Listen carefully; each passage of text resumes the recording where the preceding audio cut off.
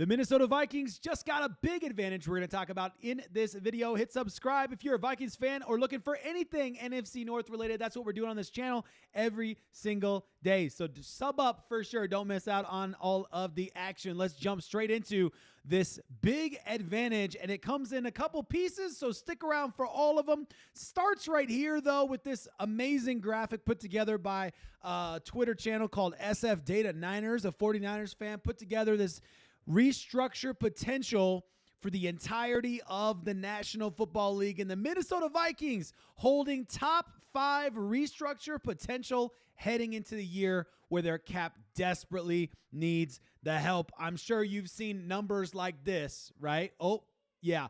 Projected cap space at minus 45.2 million. So you're starting off the year in the negative already. So we put that graphic back up on the screen, and you're looking at number 5 on there is the Minnesota Vikings at 104.3 million restructure potential. Now, you're obviously not going to restructure every single potential contract, but if you did, right, you would be in the positive by a good 50-something million. So the point that I'm trying to get across here is that the Minnesota Vikings are top 5 in the changes they can make, okay? And then we'll get to the next piece in the following segment after this that will kind of wrap all this up and explain why I think the Vikings have a massive advantage over the majority of the NFL.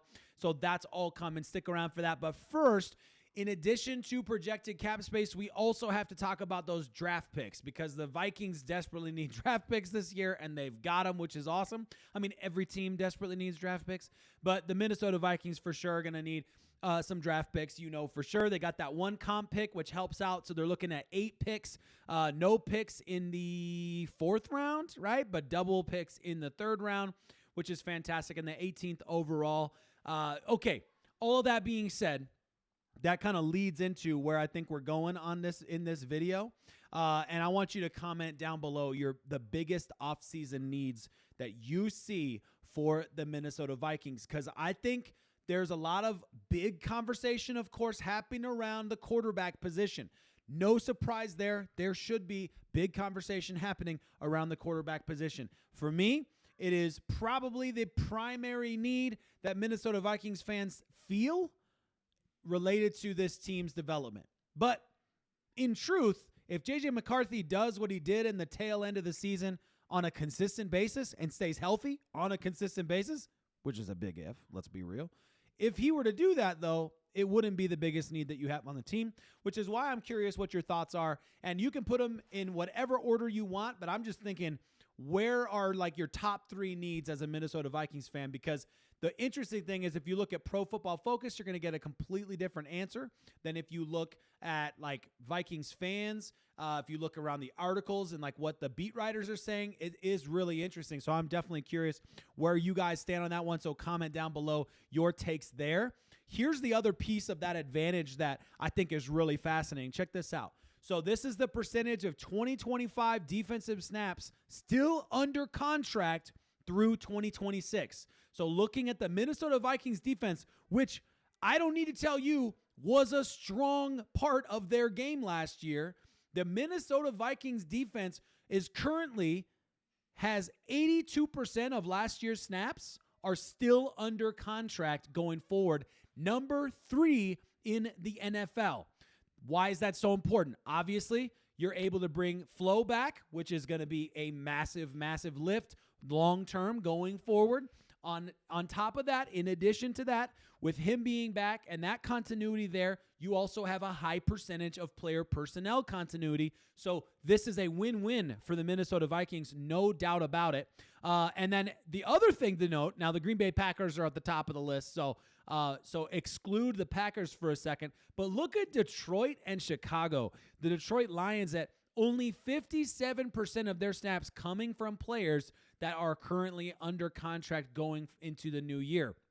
Now, that can come from 2 ways, and same with the Chicago Bears, who are worse than the league at 51%, your NFC North rivals right there. That comes in two ways. Number one would be injuries. The Bears had a little their own little share of injuries this year. It comes from injuries. So your star players who are still under contract are not playing because they're injured, and so that's affecting the snap counts.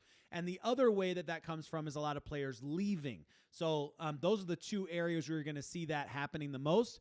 Either way, it definitely benefits the Minnesota Vikings to have a large percentage of snaps from last year's season that are still under contract and getting experience in 2026 when you are looking at a defense that was as productive as the stinking Minnesota Vikings defense was. Speaking of their defense, I found this article from Logan Ulrich that kind of helps, maybe put together a little bit of an answer to that question that I asked you in the comment section there, which is what positions need to be focused on, what problems need to be solved this offseason in terms of personnel.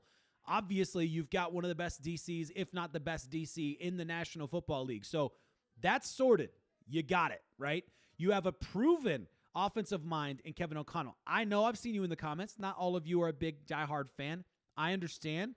Same kind of problem with 49ers fans with Kyle Shanahan of like, yeah, he can turn a guy into a real dude, but can he win the ball? And I understand that argument, like I'm not gonna go on to a big, side quest to prove you wrong on that one.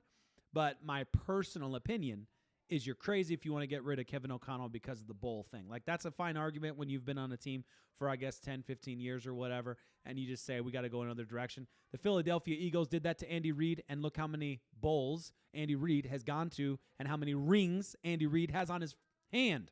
You know what I'm saying? But anyway, all of that being said, under DC Brian Flores, the Vikings defense has become one of the toughest draws in the league over the last couple of seasons. One weak spot, however, is against the run. Minnesota ranked 21st in the league in rush yards allowed. They were in the top 10 as far as yards per carry allowed, but still gave up over 2,000 yards on the ground. Minnesota may also need to overhaul its defensive tackle room. They spent big money on Jonathan Allen and Javon Hargrave this past offseason and didn't necessarily get big results. Both players have guaranteed money on their deals this year, but the Vikings could get out of Hargrave's contract relatively easy. As a 49ers guy, I've been covering the 49ers for years. I know a lot about Javon Hargrave.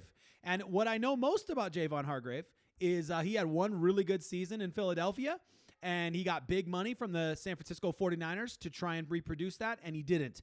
And then he got money from the Minnesota Vikings to try and reproduce that, and he didn't. So I think the kind of writing's on the wall for Javon. I think he's not going to get the money that he has warranted in the past.